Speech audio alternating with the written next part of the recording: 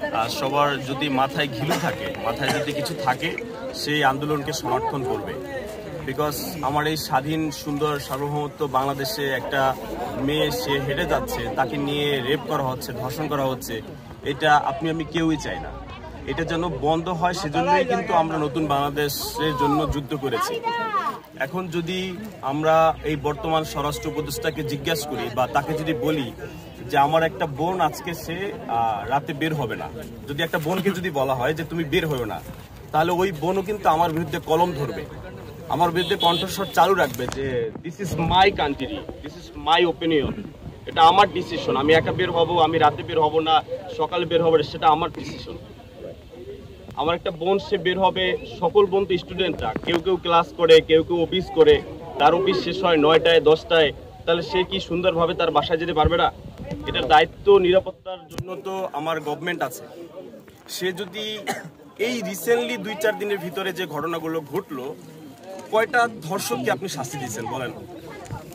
বলেন, উত্তর দিতে হবে আপনাকে। আপনি কয়টা ধর্ষককে শাস্তি দিয়েছেন? আপনি যদি এই 3-4 দিনের ভিতরে সমস্ত ভিডিও ফুটেজ তো আছে, টাইম আছে, আমার দেশের প্রশাসনের হাত অনেক লম্বা, একটা মানুষকে ধরে আপনি শাস্তি দেন, আপনি দেন নাই, মানে আপনি ধর্ষককে পালন করতেছেন।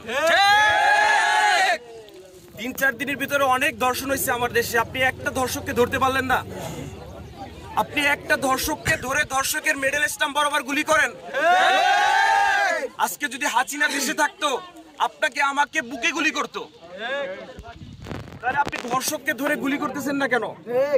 আজকে সাধারণ ধর্ষকের হাতে যদি পিস্তল থাকে, গুলি থাকে, আপনার প্রশাসনের হাতে তো পিস্তল গুলি আছে। আপনি আমাকে সার্চ করেন, আমার কাছে পিস্তল থাকলে আপনি নিয়ে যান, সেটা যদি না পারেন তাহলে নাইমা যান।